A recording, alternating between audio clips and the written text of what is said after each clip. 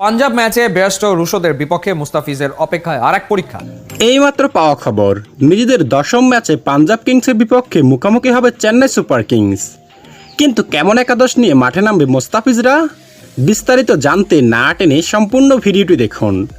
দর্শক, এবারের আইপিএলে টানা 3 হারের পর অবশেষে সানরাইজার্স হায়দ্রাবাদের বিপক্ষে জয়ের দেখা পেয়েছে চেন্নাই সুপার কিংস। এবার ঘরের মাঠে পাঞ্জাব কিংসের বিপক্ষে মাঠে নামবে চেন্নাই। বাংলাদেশ সময় রাত 8টায় এমএ চিরদাম স্টেডিয়ামে মুখোমুখি হবে দুদল। চলতি আইপিএলের পয়েন্ট টেবিলের 3 নম্বরে আছে চেন্নাই সুপার কিংস। 9 ম্যাচে 10 পয়েন্ট সংগ্রহ করেছে ধোনিরা। অপরদিকে পয়েন্ট টেবিলের 8 নম্বরে আছে প্রীতি জিন্তার পাঞ্জাব কিংস। 9 ম্যাচে 6 পয়েন্ট সংগ্রহ করেছে পাঞ্জাব। অন্যদিকে ইন্ডিয়ান প্রিমিয়ার লিগে এখন পর্যন্ত 28 বার মুখোমুখি হয়েছে চেন্নাই ও পাঞ্জাব। চেন্নাই জিতেছে 15 ম্যাচে এবং পাঞ্জাব জিতেছে 13 ম্যাচে। এই ম্যাচটি চেন্নাইয়ের জন্য আরও গুরুত্বপূর্ণ, কারণ সুপার 4 নিশ্চিত করতে এই ম্যাচে জয়ের কোনো বিকল্প নেই চেন্নাইয়ের সামনে। এছাড়াও বাংলাদেশের কাটার মাস্টারের এবারের আইপিএলের শেষ ম্যাচ এটি, কেননা জিম্বাবুয়ে সিরিজের জন্য দেশে ফিরবেন তিনি।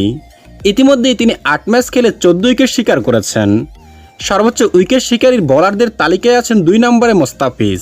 চেন্নাই সুপার কিংসের সম্ভাব্য সেরা একাদশ পাঞ্জাবের বিপক্ষে ঋতুরাজ গায়কোয়াড় অধিনায়ক, আজিঙ্কিয়া রাহানে, ড্যারেল মিচেল, মহিন আলী, শিবম দুবে, রবীন্দ্র জাদেজা, মহেন্দ্র সিং ধোনি, তুষার দেশপান্ডে, দীপক চাহার, মোস্তাফিজুর রহমান ও মাথিসা পাথিরানা। তো দর্শক, আপনার কি মনে হয় মোস্তাফিজ কি পারবে নিজের শেষ ম্যাচটি আলোকিত করতে? কমেন্ট করে জানিয়ে দিন আপনার মূল্যবান মতামতটি।